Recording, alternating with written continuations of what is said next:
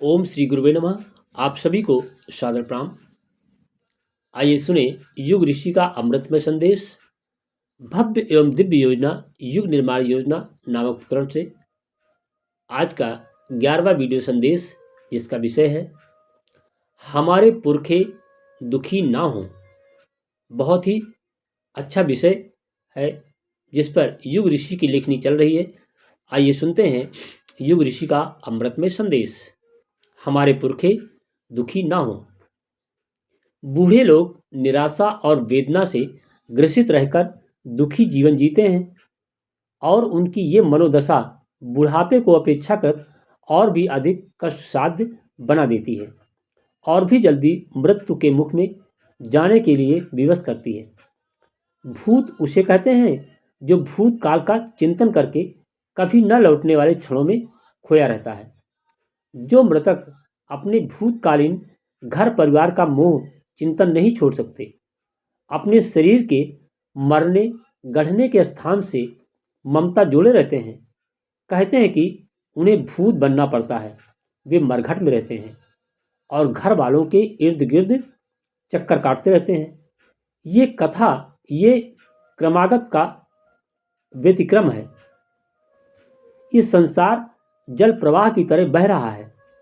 उद्गम से निकलने के बाद पानी को आगे ही बहना पड़ता है, पीछे लौटना कठिन पड़ता है। सामने की तरफ पैर आसानी से चल सकते हैं, पर यदि कोई उल्टा चलना चाहे तो उसे बहुत अड़चन का सामना करना पड़ेगा। बूढ़े लोग अपने बचपन की, युवावस्था की घटनाएं याद करते रहते हैं और जो गुजर गए उनके साथ अपने स्नेह संबंधों वाली स्मृतियों को जागृत कर वियोग जन्य दुख से दुखी होते रहते हैं। उनका मन इसी क्षोभ से क्षुब्ध रहता है। कभी ना लौटने वाली घटनाओं की स्मृति निराशा के अतिरिक्त और दे भी क्या सकती है। बालक सदा प्रसन्न रहते हैं क्योंकि उनका भूत नहीं होता है।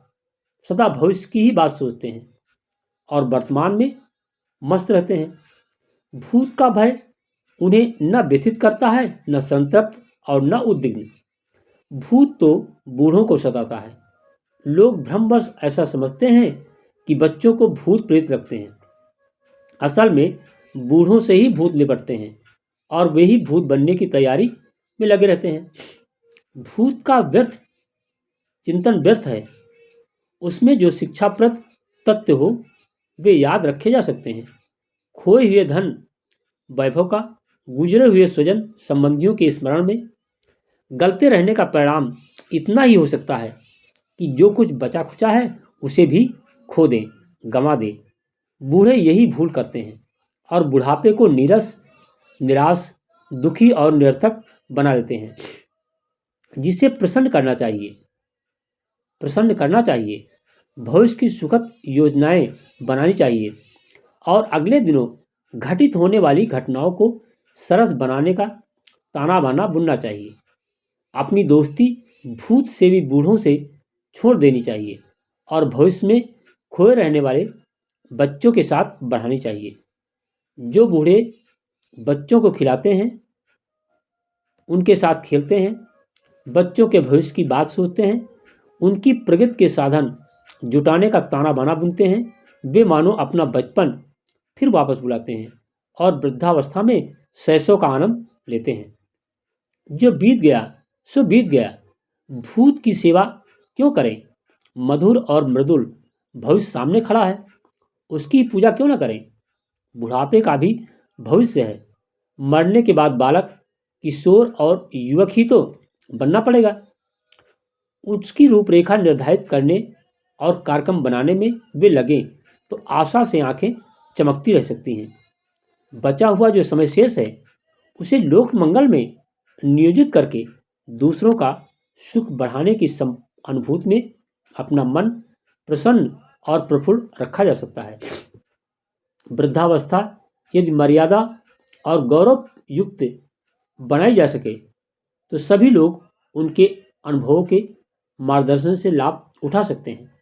जो बूढ़े ये अनुदान दे सकते हैं उन्हें हर कोई उपयोगी मानता है और सम्मान करता है।